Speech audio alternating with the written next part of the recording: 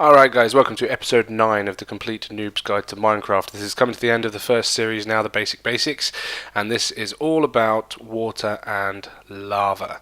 Just a quick intro as to how it works. So as you can see, if you put down a water block, you can see it will travel 8 blocks in all directions. So I'll just get rid of that one. Water and lava is a very common aspect of the game. It's something people don't really understand, I don't think, and there's so much to it. I mean, I'm not fully 100% sure of it as myself, to be honest, and there are videos out there that just explain it in far more detail, but like I say, this is the basic basics, this series, so I'm just showing what it does. So there you are, it travels 8 blocks in all directions. Now the interesting thing about water is that it will hold its shape. So as you can see, I've taken the dirt blocks out from the middle there and it's held, so you can make quite interesting water features and things like that, and anything in water will be pushed away from the flow, if that makes sense. Same as you would be if you were in water. So we'll clear that out of the way. Now there's a few things about water that are quite interesting. Like I say, it will flow 8 blocks in all directions. Now we'll come back to that in a second. Actually, we'll do lava first. Lava will flow 3 blocks in all directions. Same as water, same sort of deal. Again, lava will hold its shape if you destroy the blocks underneath. Also, if you step in it, you catch fire. Water being the best way to save that, but to solve that problem, you can just jump in and it'll put you out. Lava takes a little bit longer to disappear than water does, as you can see. So I'm just going to leave that for a minute, and you can see obviously it lights everything up as well. And yet again, for possibly the 7th or 8th time, I'm going to go to sleep halfway through a video. And when we come to date, there we are. Right. Okay, so going back to the water now. Like I say, it will flow in 8 squares in all directions, like that. Now,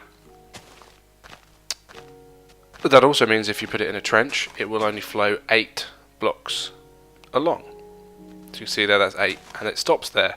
Now what you can do to make it flow further is if you dig 1 block down underneath the water source.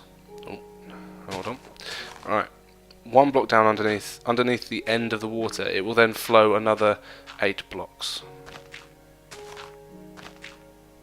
Yeah, see, and you can keep doing that. You could make a channel all the way down. A lot of people have done this for gathering materials from farms and things like that. It's quite a good system, and obviously you could make a boat. And as you can see, that's all one water source. But yeah, you could make a boat and use it as a kind of transport thing. And same thing applies to lava. It will flow down and will flow further if it drops down a block.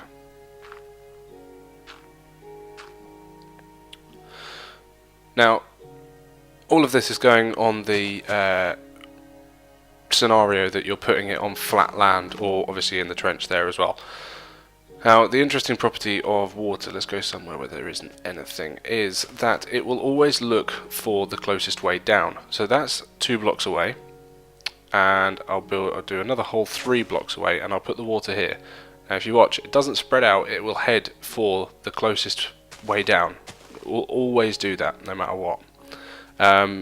So realistically, you could control water quite a lot. You can control it quite a lot without too much effort.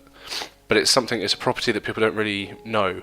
So there you are, see, so rather than spreading out completely, you can control the flow, which can be useful. You can use it for decoration, or you can use it for, well, for mechanisms and things. If you've got anything that you need transporting and you want it to go in a certain direction, then, you know, it's quite handy to know. That's something that I didn't know, and then I watched a random video and it just got mentioned in the video that that's how it worked. So yeah. Now, what happens when lava and water meet? Now, I'm going to let the lava flow out completely. And what happens there, if you put water down, I don't know whether this is a glitch or whether it will do it all the time, but the water will just sit there, basically, because the lava flow is flowing against it, and the water will just drop and it will just stop there, nothing happens.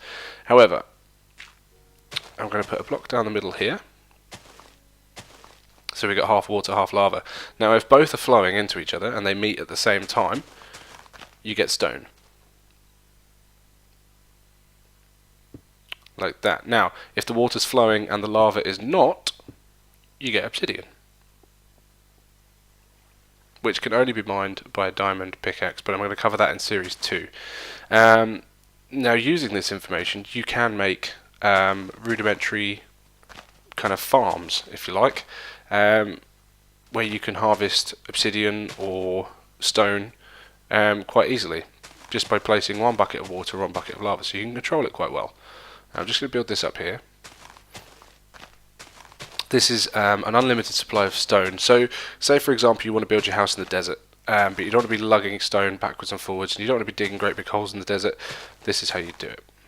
This setup, like this, and then you put the lava in one corner, and then before it can flow all the way you have to put the water in the other one.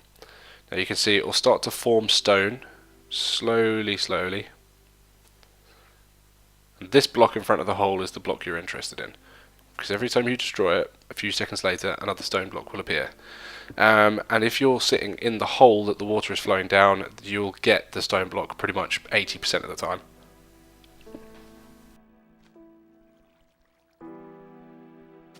So yeah, that's a stone farm, if you like, that you could use. And then finally the obsidian, how to make an obsidian kind of farming area.